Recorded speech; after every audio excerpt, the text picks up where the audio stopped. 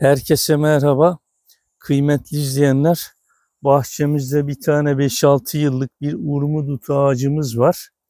Bugün biraz ondan toplayacağız. Gerçi sona doğru da geldik artık sağmak üzere. Tabii çok faydalı bir gıda besin maddemiz urmudutu.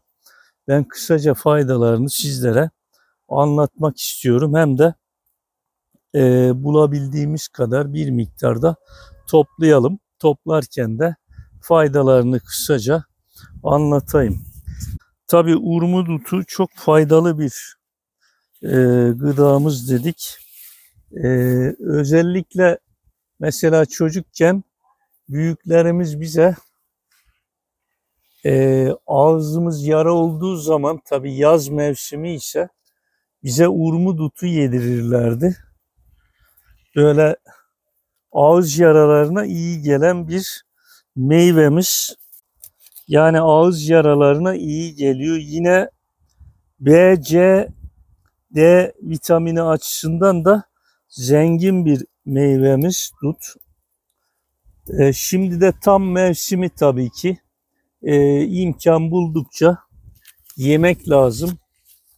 Artı kansızlığa iyi gelen bir meyve. Kan şekerini düzenliyor kıymetli izleyenlerimiz. Yani şeker hastaları da bunu rahatlıkla yiyebilir. Bir sıkıntı yok. Tabi fazla yememek koşuluyla bir miktar yiyebilir. Yine sindirim sistemine müthiş faydası var. Yani ben bizzat buna şahit oldum. Biz sabahları aç karnına şöyle bir avuç, 2 avuç yemeye çalışıyoruz. Çünkü faydalı bir gıda. Yine bir yerden dinlemiştim. Kuşlar böyle biliyorsunuz her şeyi yiyorlar. Böyle mikroplu bir şey yedikleri zaman dut ağacı ararlarmış. Yani üzerine dut yerlermiş kuşlar. Tabi bilim adamları kuşları takip etmiş. Ne yiyorlar diye hemen dut ağacına gitmişler. Yani kıymetli izleyenler, kanı temizleme etkisi var. Mide problemlerine, yani ben de bizzat şahit oldum. Midem ağrırdı küçükken.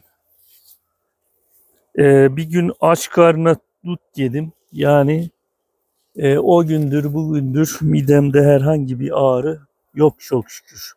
Halsizliğe de iyi gelen bir meyvemiz.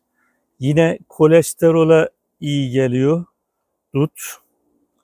Kemik sağlığına da iyi geliyor bu ağacımız, meyvemiz. Tabii kıymetli izleyenler, bazen kışında tabii böyle duta ihtiyaç duyabiliyoruz. Hepimizin evinde dondurucu var. Bir miktar dolapta muhafaza edebiliriz. Tabii bunun reçeli yapılabilir. Şerbeti yapılabilir. Yani şerbet yapıp yine dondurucumuza atabiliriz. Orada muhafaza. Ya da pekmez yapar gibi bunu suyunu çıkarıp bir miktar kaynatıp, yani pekmez gibi de yapabiliriz. O zaman dolapta muhafaza etmeye de gerek yok. Dışarıda da muhafaza edebiliriz. Evet, dutla ilgili, bu güzel meyvemizle ilgili tabii ki söylenecek çok şey var ama bugünlük de bu kadar. Bir miktar topladık kıymetli izleyenler. Bir sonraki paylaşımda görüşmek üzere.